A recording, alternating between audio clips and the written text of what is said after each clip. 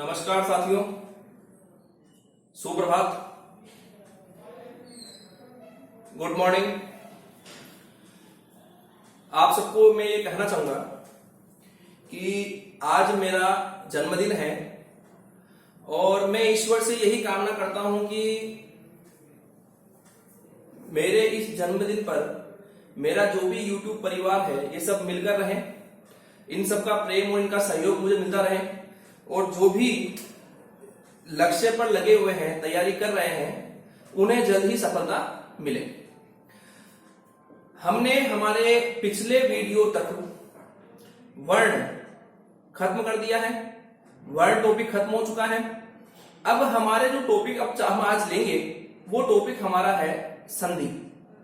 लेकिन इतना रखना कि संधि को समझने के लिए वर्ण को पढ़ना बहुत आवश्यक है।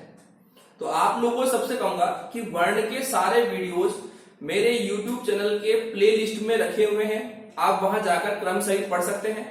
और आज से हम लोग संधि स्टार्ट करेंगे, ठीक है? तो चालू करते हैं हम लोग।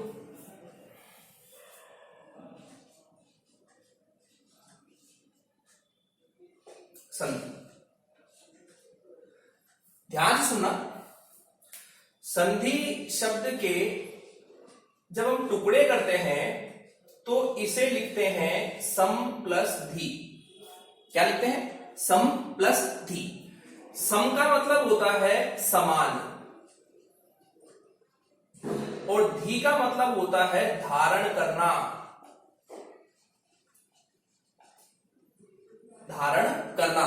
अब यहां कहते हैं कि समान रूप से धारण करना, ठीक है? तो संधि और समास में केवल इतना ही अंतर है कि जब बात की जाए वर्णों के मेल की तो वो संधि होगा और जब बात की जाए शब्दों के मेल की तो वो क्या होगा? समास होगा। लेकिन दोनों में आप याद रखना कि जब यहां समान रूप से धारण करने की बात आ रही है तो वहां मेल किसका होगा? वर्णों का मेल। क्या होगा? वर्णों का मेल। अब बात करते हैं और ध्यान रखना, संधि है ही वर्णों का मेल, इसके अलावा कुछ भी नया नहीं है ना। संधि का हमारा शाब्दिक अर्थ क्या होगा? तो ध्यान रखना आप लोग, संधि का शाब्दिक अर्थ या तो मेल होता है या इसका शाब्दिक अर्थ जोड़ होता है। इसीलिए हम लोग इस चिन्ह का प्रयोग करते हैं। क्या होता है? संधि का शाब्दिक अर्थ मेल या जोड़। अब हम बात करते हैं संधि की परिभाषा कि इसकी परिभाषा क्या होगी, ठीक है? जैसे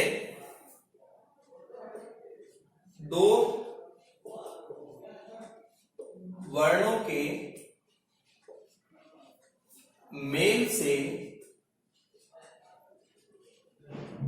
उत्पन्न होने वाले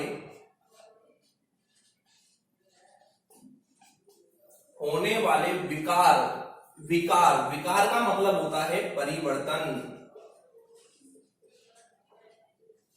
होने वाले विकार को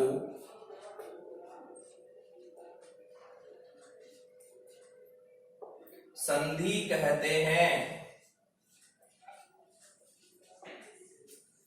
ध्यान रखना, संधि में जब भी वर्णों का मेल होगा तो वहां पर विकार यानी परिवर्तन आना चाहिए। अगर परिवर्तन नहीं आता है तो वो स्थिति हमारे लिए सही नहीं होगी। ध्यान रखना ये, यानी यहां पर क्या आना चाहिए? परिवर्तन आना चाहिए, उन वर्णों का नया रूप सामने होना चाहिए।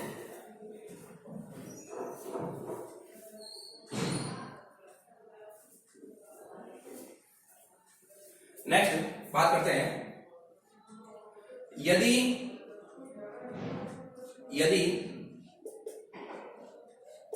वर्णों का मेल हो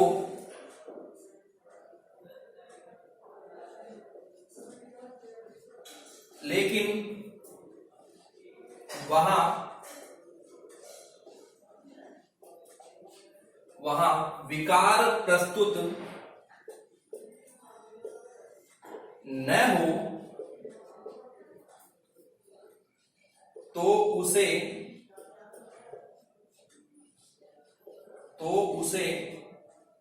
संधि न कहकर केवल एक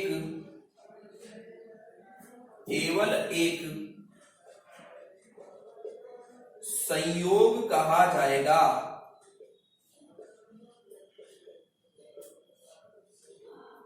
ध्यान रखना, जब हम बात कर रहे हैं कि किसी कारण से अगर यहां वर्णों का मेल हो भी जाए, ठीक है ना, तब अगर हम देखें कि वहां विकार ही नहीं आ रहा है, इधर ये लाइन विकार प्रस्तुत न हो, विकार नहीं आ रहा है, तो ऐसी कंडीशन में वह हमारी संधि न होकर केवल एक संयोग कहा जाएगा। ठीक है ना, एक बार स्क्रीनशॉट ले लो उसका।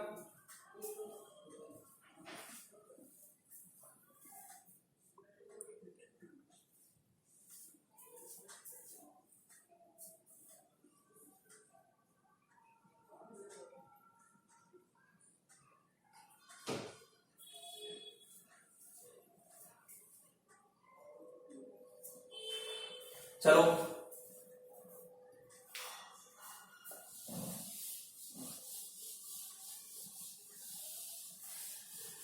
अब हम बात करें कि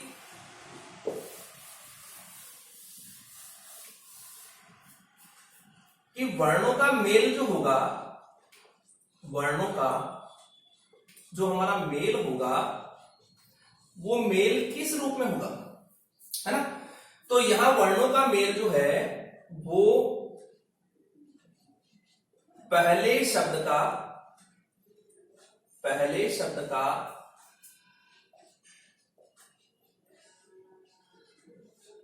अंतिम वर्ण तथा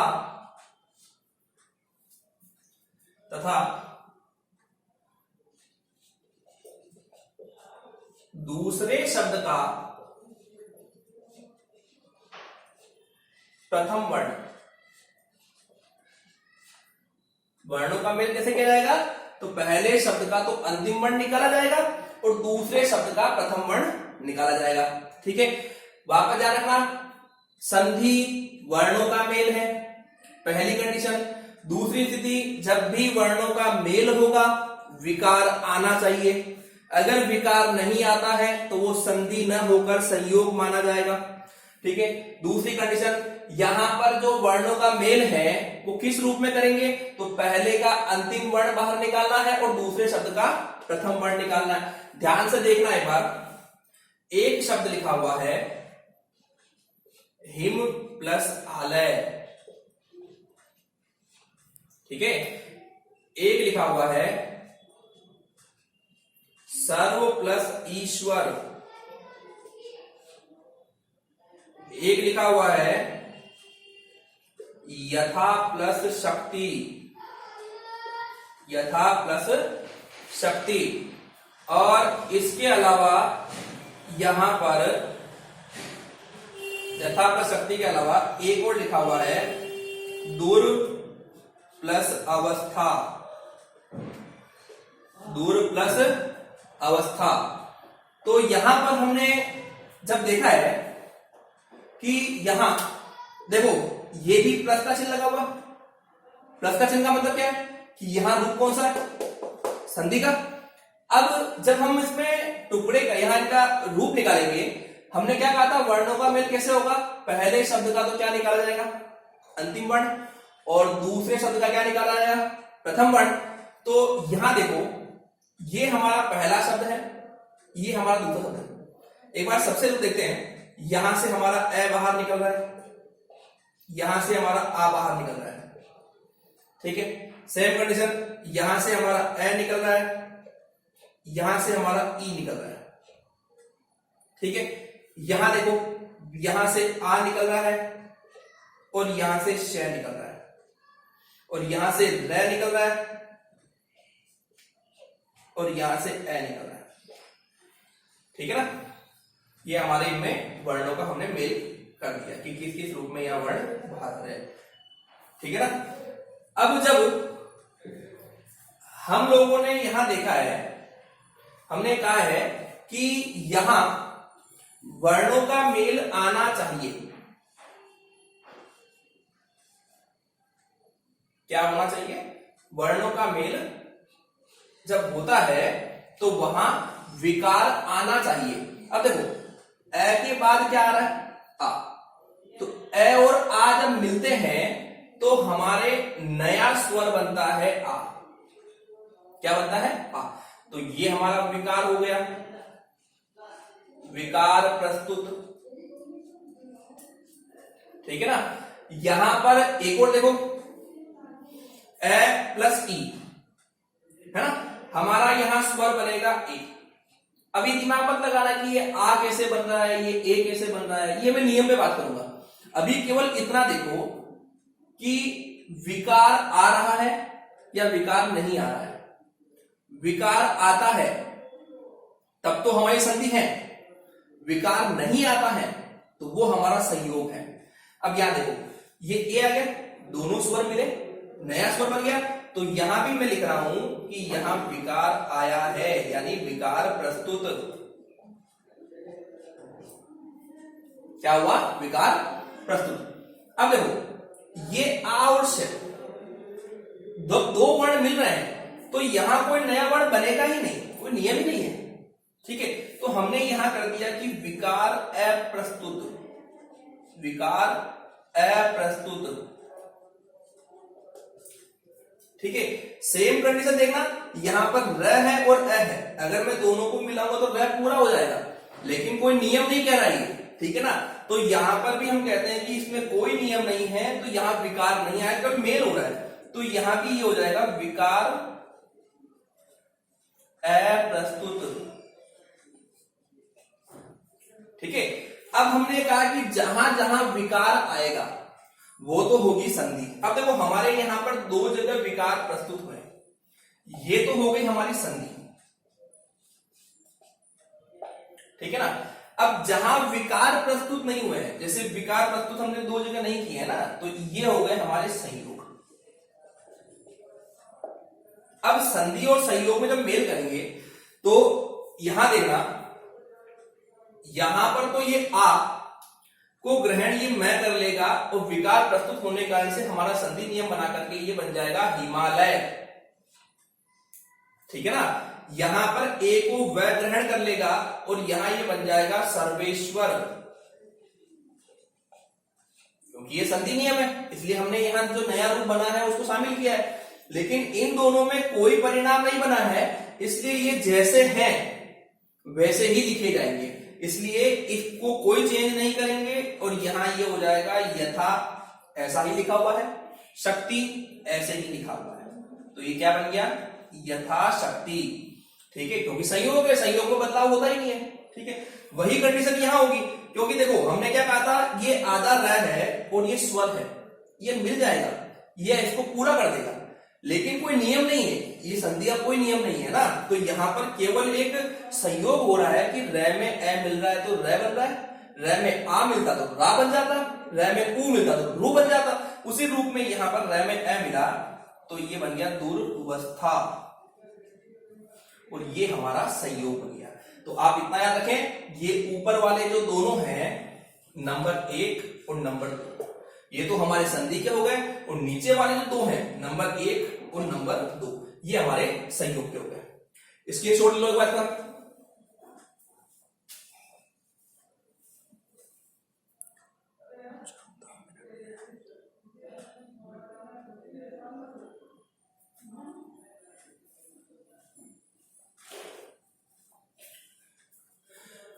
चलो अब आते हैं हम नेक्स्ट। अब हमने ये भी समझ लिया कि विकार क्या होता है, कि विकार कैसे देखा जाएगा। अब हम आते हैं हमारे संधि के भेद पर। संधि के भेद, है ना, संधि के भेद। अगर हमने देखा है तो हमारे संधि के भेद कितने हैं, 3 है। कितने हैं? 3 है। नंबर 1 का नाम क्या है? स्वर संधि। दूसरे का नाम क्या है? व्यंजन संधि। और तीसरे का नाम क्या है? विसर्ग संधि। पहले का नाम क्या है? स्वर संधि, व्यंजन संधि और विसर्ग संधि। आप लोग एक शॉर्ट ट्रिक में याद रखें कि स्वर संधि में हमारे जो मेल होगा, हमने क्या कहा? 2 वर्ड आएंगे, पहले शब्द का अंतिम वर्ण निकालेंगे, दूसरे का प्रथम वर्ण निकालेंगे। तो आप केवल एक शॉर्ट ट्रिक में याद रखें कि स्वर संधि में जो मेल होगा वो स्वर का स्वर से होगा, यानी दोनों वर्ण, चाहे वो पहले शब्द का अंतिम वर्ण हो चाहे दूसरे शब्द का प्रथम वर्ण हो, क्या आना चाहिए? स्वर आना चाहिए। ठीक है। अब यहां यह है कि स्वर संधि जो है इनके भेद कितने होंगे? तो स्वर संधि के हमारे 5 भेद हैं।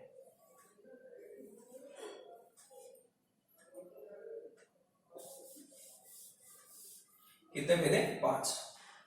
सबसे पहले संधि का नाम आएगा इसमें दीर्घ संधि।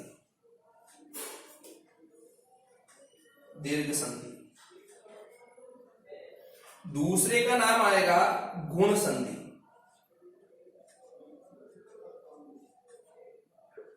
तीसरे का नाम आएगा वृद्धि संधि। चौथे का नाम आएगा यण संधि। और 5वें का नाम आएगा अयादी संधि। देखो अभी मैं केवल एक चार्ट बता रहा हूं, समझा रहा हूं कि हमें कौन कौन सी संधियां पढ़नी है, कितने रूप में पढ़नी है। तो इतना याद रखें कि स्वर संधि के हमारे जो भेद बताए गए हैं वो कितने बताए गए हैं? 5। कौन कौन से? दीर्घ, गुण, वृद्धि, यण और अयादी। इन दोनों के नियम जो भी आएंगे वो कभी भी एग्जाम में नहीं पूछे जाते हैं कि व्यंजन संधि का नियम कौन सा है। ये तो पूछते हैं कि निम्न में दीर्घ संधि का है, गुण का है, वृद्धि का है, यण का है, ये तो पूछते हैं। ये तो 5 के नाम आएंगे, पूछेंगे, बताएंगे आपको। लेकिन इन दोनों के नियम नहीं आते हैं, इनमें केवल आपको टुकड़े करना आना चाहिए। तो ऐसी कंडीशन में मैं आप लोगों को व्यंजन संधि के 8 नियम पढ़ाऊंगा। कितने नियम? व्यंजन संधि के 8 नियम पढ़ाऊंगा। और विसर्ग संधि के मैं यहां पर 9 नियम प्रस्तुत करूंगा। ठीक है ना। तो अभी केवल आपको याद रखना है कि संधि के भेद कितने हैं? तो 3 है। कौन कौन से हैं? तो स्वर संधि है, व्यंजन संधि है, विसर्ग संधि है। स्वर संधि का मतलब क्या होता है कि यहां वर्णों का मेल जो होगा वो स्वर का स्वर से होगा। कितने रूप में भेद हैं? तो 5 रूप में। कौन कौन से?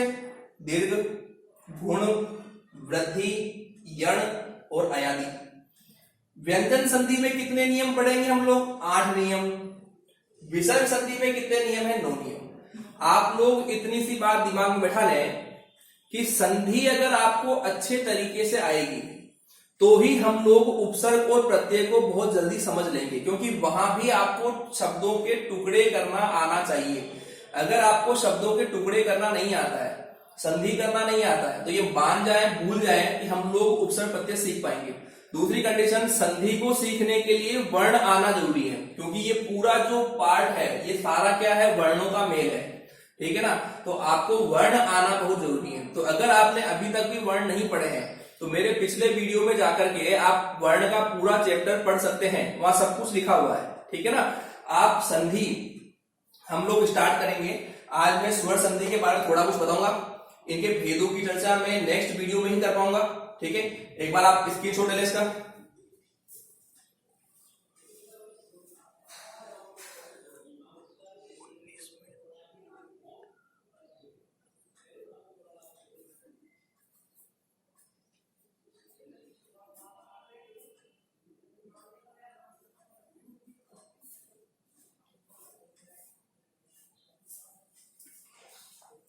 चलो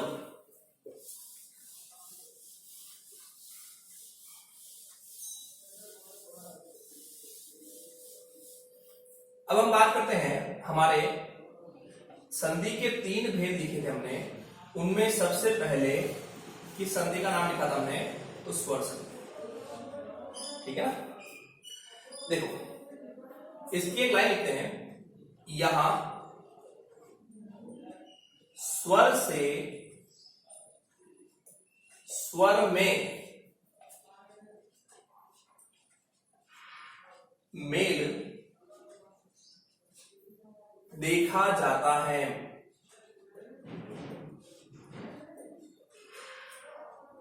यहां स्वर से स्वर में मेल देखा जाता है, अर्थात पहले शब्द का अंतिम वर्ण, पहले शब्द का अंतिम वर्ण कोई स्वर होता है तथा दूसरे शब्द का प्रथम वर्ण भी, दूसरे शब्द का प्रथम वर्ण भी स्वर ही देखा जाता है।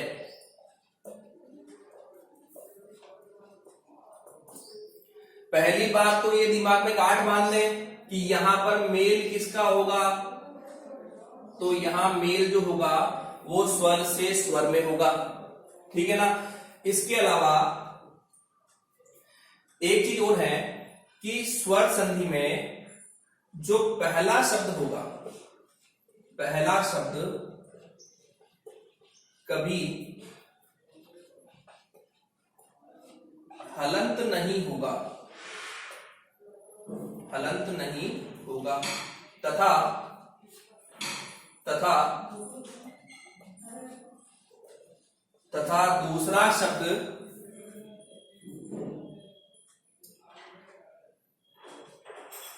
हमेशा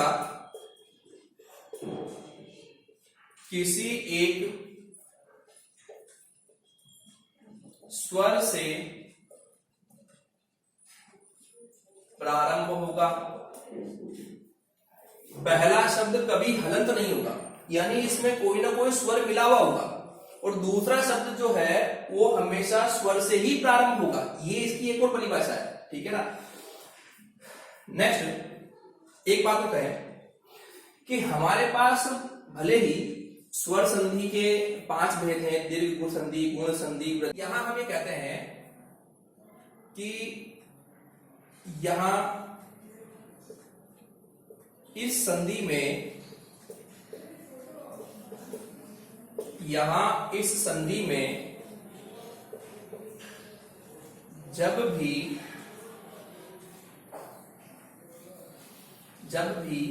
विकार, विकार का मतलब क्या होता है, परिवर्तन। जब भी विकार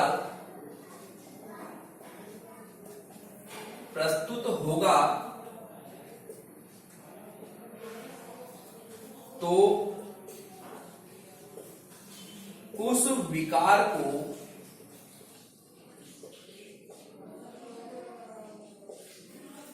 पहले शब्द का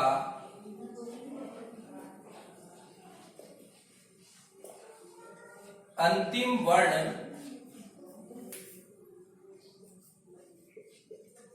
ग्रहण करेगा। इतनी सी बात दिमाग में बिठा लें कि जब भी हम दो दो वर्णों का मेल करेंगे, है ना, पहले शब्द का अंतिम वर्ण और दूसरे का प्रथम वर्ण, तो हमने कहा था कि कोई ना कोई विकार आना चाहिए। तो ये संधि ये कहती है कि जब भी हम विकार आएगा, जब भी विकार प्रस्तुत होगा तो उस विकार को ग्रहण कौन करेगा, ये भी कंडीशन आएगी। तो उस विकार को कौन ग्रहण करेगा, तो उस विकार को पहले शब्द का अंतिम वर्ण ग्रहण करेगा। ध्यान रखना ये। ठीक है, स्क्रीनशॉट ले लो बैठो।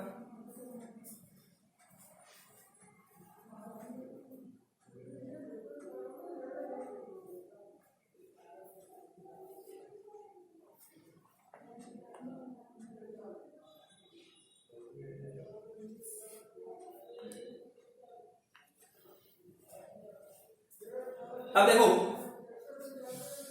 सबके दिमाग में ये आ रहा होगा कि भाई हम लोग इसे ग्रहण कैसे करेंगे, ये विकार कैसे क्या रूप ग्रहण करेगा स्वर संधि के अंदर। तो ध्यान से सुनना, जैसे एक शब्द लिखा हुआ है परीक्षा प्लस अर्थी, ठीक है। एक लिखा हुआ है दीक्षा प्लस अंत, ठीक है। और एक लिखा हुआ है घण प्लस ईश, और एक लिखा हुआ है महा प्लस ऐश्वर्य। अभी मैं आप लोगों को ये बताऊंगा कि जो विकार आएगा उस विकार को ग्रहण कौन और कैसे करेगा, ठीक है ना। अभी आप लोग ये दिमाग ना लगाए कि इसमें ये चेंज कैसे हुआ, बदलाव क्यों ले रहा है, दीर्घ संधि क्या होती है, गुण क्या होती है, वृद्धि, हम नेक्स्ट वीडियो में बात करेंगे, ठीक है ना। अब हमने कहा था कि हमें यहां से वर्णों को बाहर निकालना है। कैसे निकालेंगे? पहले शब्द का अंतिम वर्ण निकलेगा और दूसरे का प्रथम वर्ण निकलेगा। जैसे यहां से क्या निकल रहा है आ, यहां से क्या निकल रहा है ए, क्लियर। यहां से क्या निकल रहा है आ, यहां से क्या निकल रहा है ए, यहां से क्या आ रहा है ए, यहां से क्या आ रहा है ई, यहां से क्या आ रहा है आ, और यहां से क्या आ रहा है आई। ये तो हो गए हमारे, इनमें वर्ण निकाल दिए, ठीक है। अब हम जब कह रहे हैं कि दो वर्ण मिलेंगे तो तीसरा नया वर्ण बनना चाहिए, तो हमें ये पता होना चाहिए कि आ और ए मिलेगा तो नया तीसरा वर्ण क्या बनेगा, आ बनेगा। आ और ए वापस मिलेगा तो तीसरा वर्ण क्या बनेगा, आ बनेगा। ए और ई मिलेगा तो यहां ए बनेगा। आ और आई मिलेगा तो यहां पर आई बनेगा। मैं वापस कह रहा हूं, अभी आप लोगों को ये सोचने की आवश्यकता नहीं है कि ये कैसे बने हैं, ये चर्चा मैं नेक्स्ट वीडियो में करूंगा। अभी केवल ये सोचो कि हमने जो लाइन लिखी थी कि जो विकार आएगा उस विकार को ग्रहण कौन करेगा, बस ये सीखना है ना। अब देखो हमारे यहां विकार क्या आया, आया। मैं गोला बना रहा हूं, ध्यान रखना। यहां पर क्या आया, आया। यहां ए आया, यहां आई आया। जिन जिनको मैंने गोले में बना रखा है वो सब विकार हैं। अब मैंने कहा कि उस विकार को पहले शब्द का अंतिम वर्ण ग्रहण करेगा। इन सब में पहला शब्द ये है, ये पहला है, ये पहला है और ये पहला है, ठीक है। मैं यहां भी गोला बना रहा हूं, ये यहां एक गोला बनाया, यहां भी गोला बनाया, यहां भी बनाया और यहां भी बनाया। यानी विकार में जो गोला बना हुआ है वो वाला स्वर जो पहले शब्द के अंतिम वर्ण में गोला बनाया है उसके साथ मिल जाएगा। जैसे ध्यान सुनना, यहां से आ निकल चुका है, आ निकल चुका है, तो ये क्षय जो है ये आधा हो गया। अब इस क्षय में आ को जोड़ना है, क्योंकि मैंने क्या कहा था, जो भी विकार आएगा उसको पहले शब्द का अंतिम वर्ण ग्रहण करेगा, ये कहा ना। तो ये क्षय जैसे ही वापस आ को ग्रहण करेगा तो ये क्या बन गया, वापस क्षा बन गया, है ना। अब ये ए तो यहां से हट चुका है, जो लास्ट का बचा हुआ है वो यहां लग जाएगा और ये क्या बन गया, परीक्षार्थी।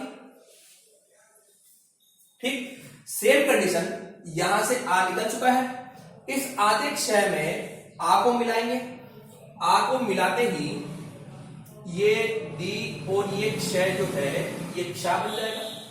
अब देखो ये ए तो हट चुका है, क्या बचा हुआ है, अनुस्वार बचा हुआ है, तो ये अनुस्वार क्षा पे आ जाएगा और ये तय इसके पास लगा हुआ यहां रहेगा, ठीक है। वापस ध्यान रखना, अब क्या आ रहा है, ए की मात्रा कैसी होती है, एक मात्रा होती है, और आई की मात्रा कैसी होती है, दो मात्रा होती है, ठीक है ना। तो आप लोगों को मैंने क्या कहा था, जो भी विकार आएगा ए उसे ग्रहण कौन करेगा, अणय, ठीक है। तो अणय ग्रहण करेगा तो अण के साथ में ये एक ही मात्रा लग जाएगी, क्या बन गया, गणेश, ठीक है ना। और यहां सेम कंडीशन, यहां से आ निकल चुका है, इस है के साथ में आई की 2 मात्रा जोड़ेंगे तो ये हो गया महे, ठीक है। अब आई तो हट चुका है यहां से, जो बचा आधा श व और य, आधा श व और ये बन गया। तो आप लोगों को इतनी सी बात दिमाग में रखनी है कि स्वर संधि के 5 ही भेदों में जब भी कोई विकार आएगा तो उस विकार को पहले शब्द का अंतिम वर्ण ग्रहण करेगा, बस, इसके अलावा कुछ याद नहीं रखना। स्क्रीनशॉट ले लो उसका भी।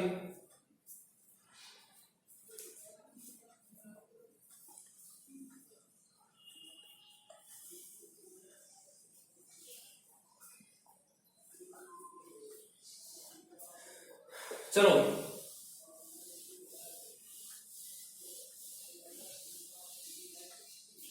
अब हम चर्चा करेंगे स्वर संधि के भेद। मैं आज केवल इसके नाम बता रहा हूं, विस्तारित चर्चा मेरे नेक्स्ट वीडियो में आएगी। ध्यान से सुनना। स्वर संधि के हमारे भेद कितने हैं? 5। पहला कौन सा है? दीर्घ संधि। दूसरा कौन सा है? गुण संधि। तीसरा कौन सा है? वृद्धि संधि। चौथा कौन सा है? यण संधि।